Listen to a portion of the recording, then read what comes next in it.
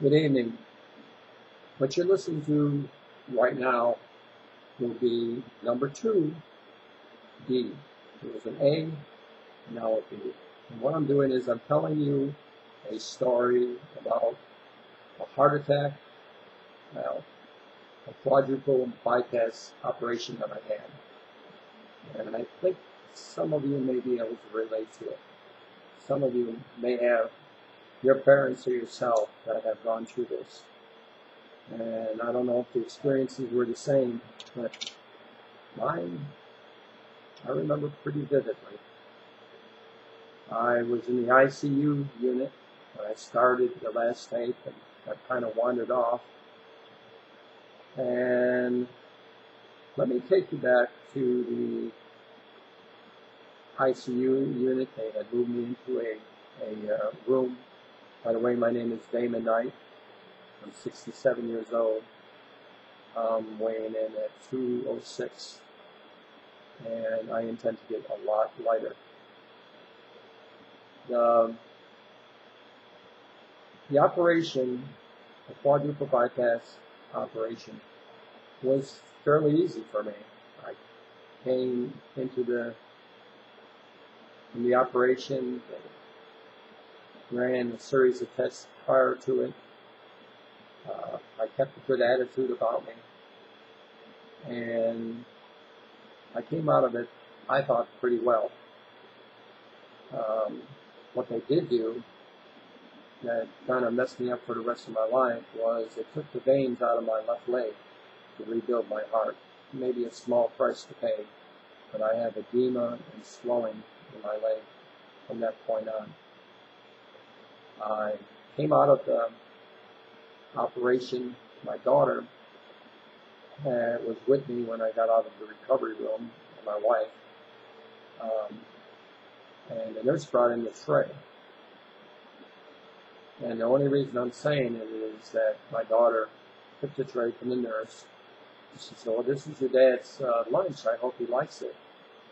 And what they had brought me was Swedish meatballs with gravy and chocolate upon chocolate layer cake.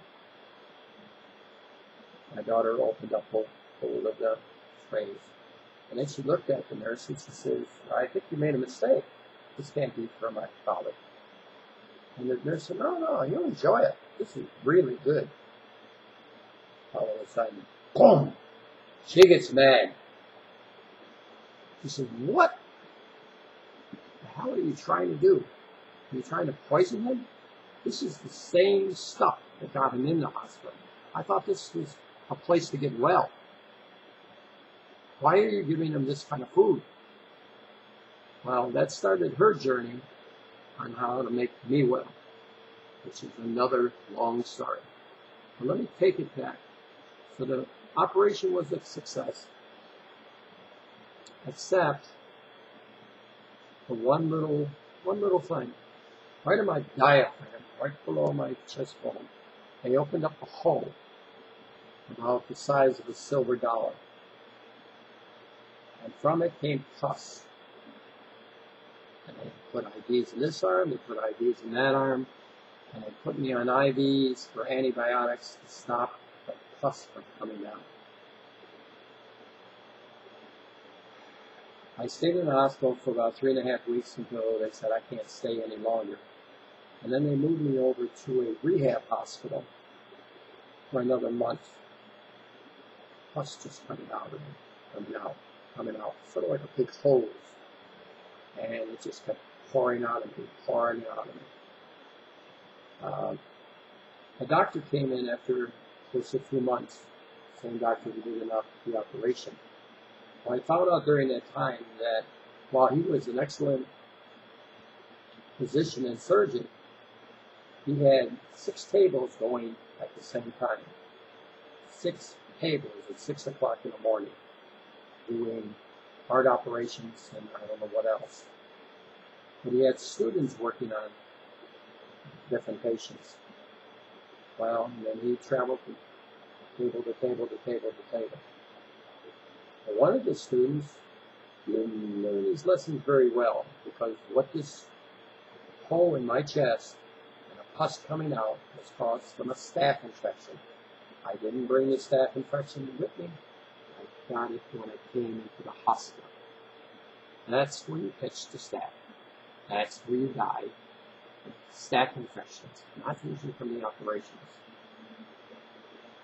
Well, he said, Mr. Knight, when he took a wooden probe with the cotton picks, he stuck it in the hole and moved around like this, and he's looking, he says, it looks like there's a staple that must be infected.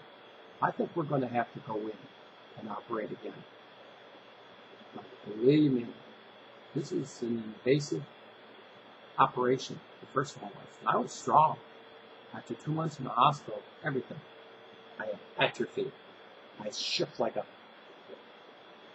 rag doll. And I didn't think I could put myself. But I pulled all of it. He says, I want you to be in my office on Monday morning. This was on a Friday. He says, I want you to be in my office on Monday morning and we'll discuss it. And come to my office. I didn't even get out of bed. Really not that much out of the room. And all this pus and IVs hanging out. So I got worried and I said, I don't think I'm going to pull through. So I gave a call to my son. And he's a religious man. And he says, Dad, don't you think it's time that you really had a serious talk with God? And he said, why don't you go get yourself, take your IVs and all that, and find yourself an easy chair, and go sit down in the sunlight by a window someplace, and let me kind of talk you through this, and let God kind of visit with you. Well, that's exactly what I did. I went over and I pulled my IVs, and I got situated in an easy chair looking out the window, and I began to talk to God. Well, it was light, it was bright. When I sat down, it was dark when I got up. But I don't really remember much of that time. I remember when I started, but after a while, I just didn't remember. That evening, the pus started to slow down, visibly slow down. That was on a Friday night. Saturday, it got down to look like, instead of a water hose, it looked more like a faucet, even less than that. Saturday night, it was down to almost shutting off the faucet. Sunday, it was very, very slow on it. And on Monday morning, I'll tell you, it was barely damp. Man, was I impressed. God had taken care of me. Put my suit on, put my tie on. They were supposed to have an ambulance for me. Go downstairs 2 hours early. No ambulance. Why? I don't know. They ordered another ambulance. Once again, the ambulance didn't show. I said, well, I promised this doctor, and the only thing we really have in our life is our word. And I gave him my word I was going to go to his office. And I'm feeling pretty good. He says, I said, I'll walk there. No, you can't walk there. I said, well, let me take these couple of attendants and I'll pay them and I'll go there. No, you can't do that. Put me in a wheelchair and take me over there. Let me get a cab. I'll call my wife. It's on the same side of the street. He says, Mr. Knight, you're into us for about $250,000, $270,000. Do you really want to walk out? I said, no, not really. I went back to bed, and I'm laying there, and I'm fussing like crazy because I gave my word. And I call up the doctor, and the doctor goes, and he says, come in 3 days.